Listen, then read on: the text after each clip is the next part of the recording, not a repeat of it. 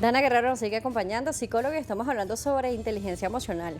Hay muchas preguntas por acá, incluso hablábamos ahorita una en el corte con las personas que están conectadas con nosotros en el Instagram Live por @DanielaJ Salas, y Dori justamente nos preguntaba que cómo controlar esas ganas de pelear o esa reacción que nos da hacia una discusión o pelea. Entonces nos explicabas un poco, vamos a retomarlo para las personas que nos ven a través de la pantalla de Globovisión.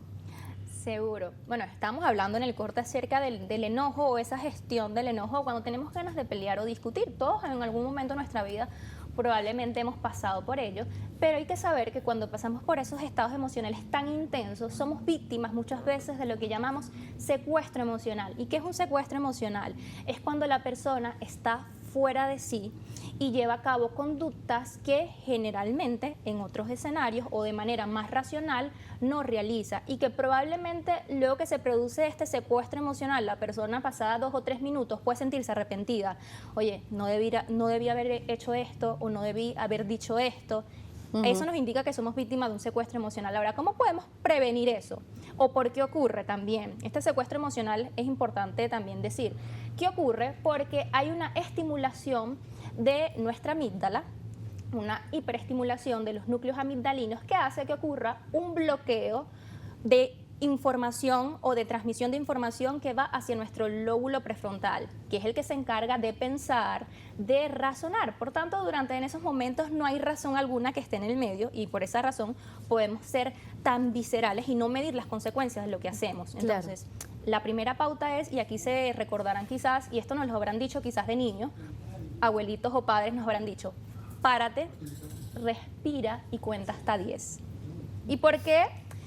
Y porque este simple consejo puede sernos útil, porque esa barrera o ese bloqueo que hay de información o de comunicación entre nuestros núcleos amigdalinos y nuestro lóbulo prefrontal tiene una duración de alrededor 6 a 8 segundos. Entonces, ese respirar, pararnos, respirar hondo y contar hasta 10 permite que esa barrera se rompa y que volvamos a recapacitar o retomar esa área racional que nos permite tomar mucho más conciencia si lo que voy a hacer, lo que voy a decir es realmente el impacto que quiero generar, o si lo estoy diciendo a la persona indicada. De hecho, Aristóteles decía sobre el enojo: no hay ningún problema con el enojo.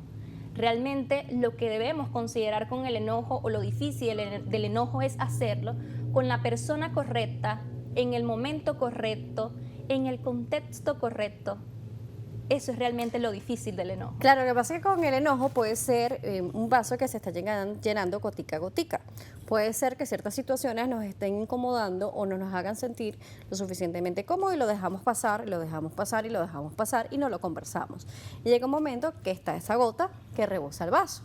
Entonces, debemos hablar cuando esa gotica empieza a molestarnos, o empezar como a decir, bueno, esto no me afecta, esto no pasa. Hay diferentes formas de afrontarlo, pero realmente hay que conversar. O sea, dicen que la comunicación efectiva está hecha para algo, y además los seres humanos tenemos esta capacidad de comunicación y debemos implementarla.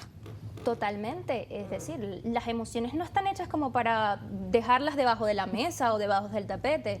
Una emoción te está dando un mensaje de que algo está sucediendo, y parte de la inteligencia emocional es ser capaz de detectar, focalizar, ser consciente de qué estoy sintiendo, porque si no sucede eso, dejo pasar las cosas de que nada me afecta, y como tú dices, se va llenando ese vasito gotica a gotica, y llega un momento que rebasas, y puedes rebasar por el más simple de los detonantes que ni siquiera eran el motivo o el origen de tu enojo.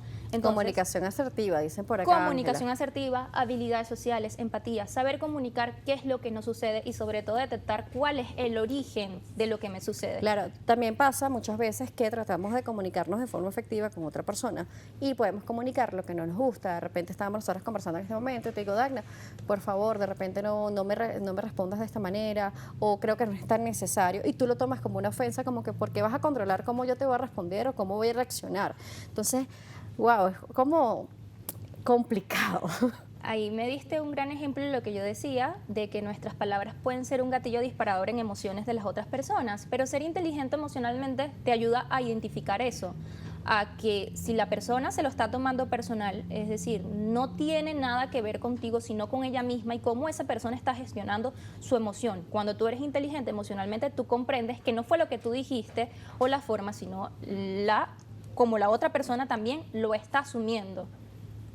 Claro, y vemos también como muchas personas son extremadamente expresivas, de repente son muy emocionales y están en algún lugar público y está contando simplemente algo y su expresión corporal es como muy exacerbada y esa persona está como casi que gritando, entonces la gente piensa de que están discutiendo, pero la otra persona simplemente está expresando, entonces como que ese manejo social que también es una línea muy fina. Sí, por supuesto, es que las emociones tienen cierta cantidad de energía por cierta cantidad de agradabilidad y las emociones no solamente son las palabras, no es cómo nos sentimos, sino también cómo las expresamos. Nuestros gestos y nuestra fisionomía van a expresar emociones y eso se va a notar. Ahora, tú das el ejemplo de esas personas que quizás pueden expresar su emoción de manera muy exacerbada. También tiene que ver con aprender a regular esas emociones porque no todos los contextos están dados para que tú digas es que yo soy así o es que yo hablo así. Y ahí está la donde justificación. Y ahí es donde entran los niveles de inteligencia emocional.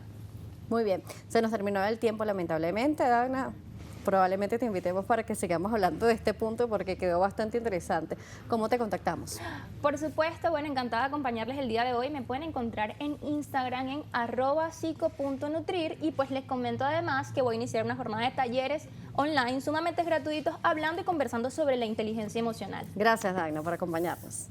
Dagna Guerrero nos estuvo acompañando, psicólogo. Recuerda las redes para nosotros, @salud_gb y @DanielaJSala. Será hasta una próxima oportunidad.